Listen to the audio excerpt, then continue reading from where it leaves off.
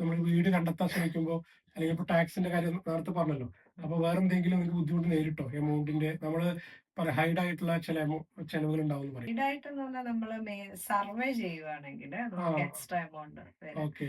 കാരണം ഇതൊരു പഴയ വീടായ കാരണം അപ്പൊ സർവേ ചെയ്യണം നല്ലതായിരിക്കും. നമ്മള് സർവേ സർവേ ചെയ്യാൻ ചെയ്ത് ഉദ്ദേശിക്കുന്നത് എങ്ങനെയാ? എന്ന് വെച്ചാൽ 2 ടൈപ്പ് സർവേ ഉണ്ട്. Level 2, level 3 survey. Okay.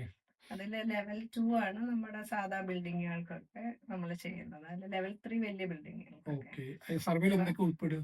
Construction ഉണ്ടോ, എന്തെങ്കിലും ലീക്കോ എന്തെങ്കിലും ഉണ്ടെങ്കിൽ സർവേ ചെയ്യുമ്പോൾ നമ്മുടെ ഡാമ്പ്, അതായത് മോൾഡിനുള്ള ചാൻസ് ഉണ്ടോ, അതിന് ഒരു 600 പൗണ്ട്സ് എക്സ്ട്രാ ആകും. അത് ഓപ്ഷണൽ ആണ്. ന്യൂ ബിൽറ്റിനൊന്നും അങ്ങനെ ആരും ചെയ്യാറില്ല. പക്ഷെ സർവേ ചെയ്തപ്പം ചില മിസ്റ്റേക്കുകൾ കണ്ടെത്തി നമ്മളിങ്ങനെ കേട്ടിട്ടുണ്ട്. നമ്മുടെ ഫ്രണ്ട്സ് ഒക്കെ വീടെടുത്തപ്പം നമ്മൾ ചെയ്തായിരുന്നു. കാരണം ഇത് പഴയ ബിൽഡിംഗ് അല്ലേ, സർവേ ചെയ്തിട്ട് നമുക്കത് നോ ആണെങ്കിൽ എമൗണ്ട് പോയി. ദാറ്റ് മീൻസ് നമ്മളെ വീട് എടുക്കുന്നില്ല, പക്ഷെ 600 കൊണ്ട് അത് ചെലവായി. നമ്മൾ ഇത്രയും മണി സ്പെൻഡ് ചെയ്യില്ല. സർവേ സർവേ ചെയ്യുമ്പോൾ അങ്ങനെ ഒരു പോയിന്റ് അവിടെ വരുന്നുണ്ട് അല്ലേ?